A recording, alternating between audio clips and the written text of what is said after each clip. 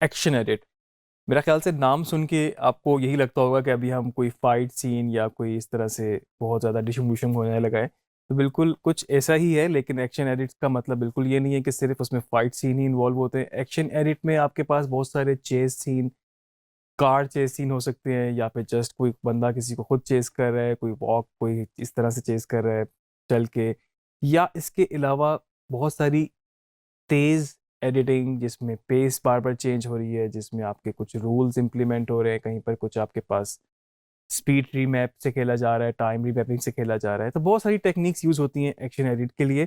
कुछ basic basic techniques मैं आपके साथ अभी शेयर करता हूँ। मैं आपको टाइमलाइन पे कुछ एक दो रेफरेंस के साथ कुछ टेक्निक्स भी दिखाऊंगा कि किस तरीके से एक्शन एडिट पे काम किया जाता है।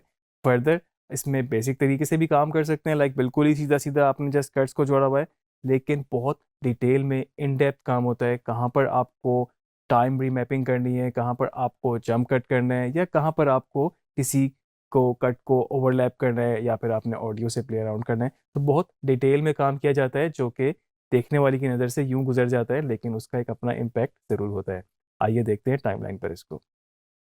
तो मेरे पास इस वक्त एक मूवी का क्लिप है, टॉम क्रूज की मूवी मिशन इम्पॉसिबल का बड़ा मशहूर क्लिप है मेरे पास इस वक्त। तो बेसिकली एक फाइट सीन है, और ऑब्वियसली इसमें शुरू में थोड़ा सा ज़रा क्रिएट किया हुआ है सीन को इस तरह से। कुछ चीज़ें मैं आपको बताऊं, वैसे तो देखें सिंपल ये कट्स में ही सारी चीज़ें हुई हुई हैं इस वक्त, लेकिन कुछ चीज़ें इस तरह की होती हैं जो technique wise cutting on action बहुत ज़्यादा यूज़ होता है। ऑब्वियसली फाइट सीन में बिल्कुल तेज़ तेज़ मूवमेंट होगी, अगर तो वो पंच है, अगर वो चेस में भी मूवमेंट होगी आपको पता है, तो आपको कटिंग ऑन एक्शन की टेक्निक को मैक्सिमम यूज़ करना होगा, और एक्शन पे उसको कट करेंगे तो खुद ब खुद आपका कट अच्छा बेहतर तरीके से डिफरेंट शॉट वेरिएशंस के साथ बनता जाएगा। ये इस चीज़ पे भी बड़ा डिपेंड करता है, क्योंकि एडिटर के कंट्रोल में ये नहीं होता कि उसके पास जो अवेलेबल जो गिवन उसके पास रिसोर्सेज हैं उसी वेरिएशंस में ही वो रह सकता है, खुद से तो वो कुछ उसको क्रिएट नहीं कर सकता। लेकिन उनको भी बेहतर तरीके से यूटिलाइज करना ही बड़ा काम होता है कि कौन सा शॉट कितना बड़ा होगा, और उसके बाद नेक्स्ट शॉट उसका कौन सी वेरिएशन का होगा। खैर हम इसको ज़रा टाइमलाइन पे देखते हैं। कटिंग ऑन एक्शन की टेक्निक तो आपको पता है कि इसमें एक्शन में बिल्कुल है। उसके अलावा एक बड़ी मेजर टेक्निक यूज़ की जाती है जो कि आपका जंप कट टेक्निक है, जिस पे हम बात कर चुके हैं अपने कट्स के अंदर कि किस तरीके से जंप कट बनाए जाते हैं। तो जंप कट बेसिकली क्या होता है, आपके पास अगर सेम कंपोजिशन सेम फ्रेम है और आप बीच में से कुछ चंक ऐसा निकाल दें कि वो बीच में जंप आ जाता है, और आप जो पोजिशनिंग है लोगों की थोड़ी सी बीच में बदल जाती है। अब हम इसको अगर देखें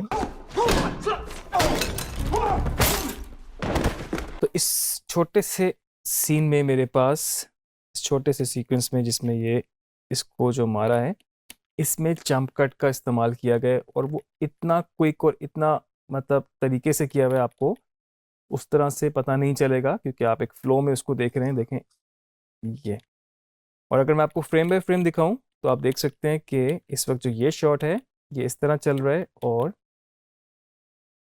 यहाँ पर आपके पास बीच में से कुछ फ्रेम इस तरह से निकाल लिए गए हैं, जंप कट उनको कर दिया गया है कि वो एकदम से उसकी मूवमेंट आपके पास ये यहाँ से पोजीशन बिल्कुल बदल चुकी है। आप ये नोट कर सकते हैं कि इसकी पोजीशन भी पिछले फ्रेम में अभी यहाँ थी, और फौरन ही आपके पास एक फ्रेम बाद वो यहाँ हो गया है, और इसी तरह से इसकी गर्दन भी।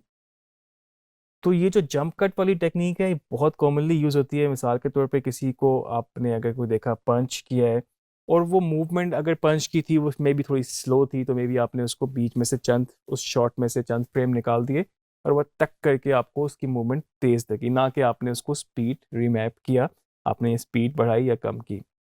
इसके अलावा बहुत मेजरली स्पीड के साथ प्ले अराउंड किया जाता है, बहुत स्मार्टली किया जाता है। बिल्कुल इस तरह से नहीं होता कि स्पीड को अब्रप्टली बढ़ा दिया या कम कर दिया, वो फिर आपको अजीब सा लगेगा।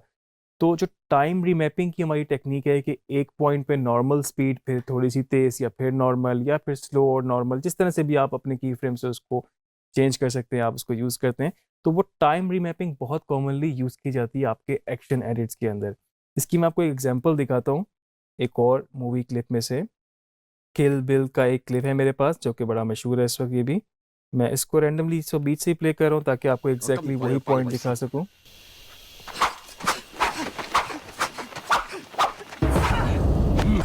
Come. 。 ! 。 ! ！ ! ！ ! ！ ! ！ ! ！ ! ！ ! ！ ! ！ ! ！ ! ！ ! ！ ! ！ ! ！ ! ！ ! ！ ! ！ ! ！ ! ！ ! ！ ! ！ ! आप देख सकते हैं इस वक्त यहाँ पर ये स्लोमो था,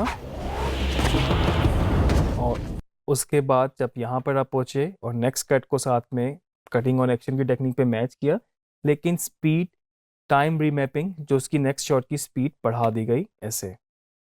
दोबारा हम इसको देखते हैं एक दफ़ा।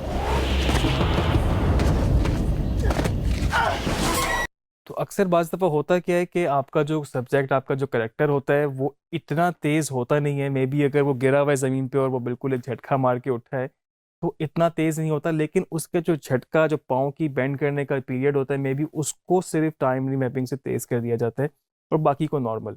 अगर आप सबको स्पीड अप कर देंगे एक साथ ही तो वो थोड़ा सा फेक डेफिनेटली पता चलेगा, तो आपको इसलिए स्मार्टली स्पेसिफिक एरियाज पे जाके काम करना होता है।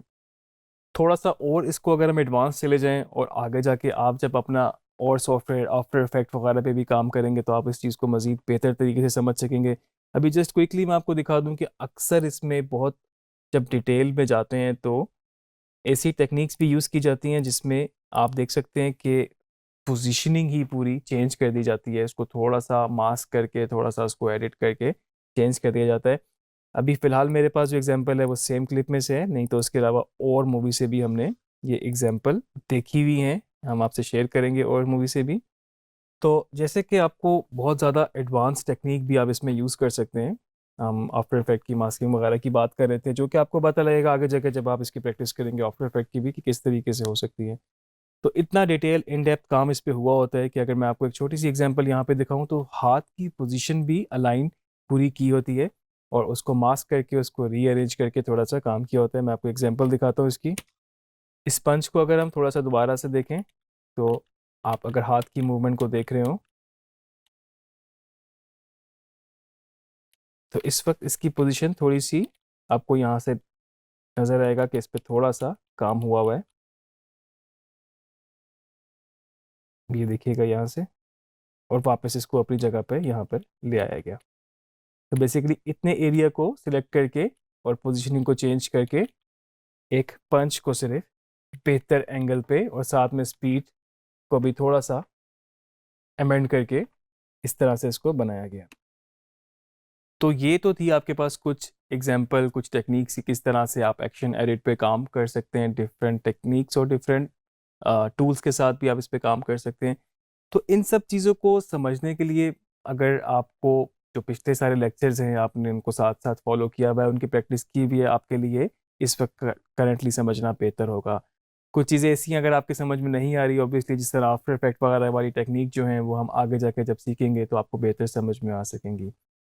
चीज़ों को आप साथ साथ प्रैक्टिस भी करते रहें और इस तरह से चीज़ों को समझते रहें। कुछ चीज़ें आपको जो नहीं समझ में लगती आप उसको खुद से भी एक्सप्लोर करें, उसको आप गूगल कर सकते हैं, स्टडी साथ साथ करें और उसके बाद आप इसकी प्रैक्टिस भी कंटिन्यू रखें। आगे लेक्चर्स में मज़ीद चीज़ों पे बात करेंगे तो आप इनको फॉलो करते जाएं।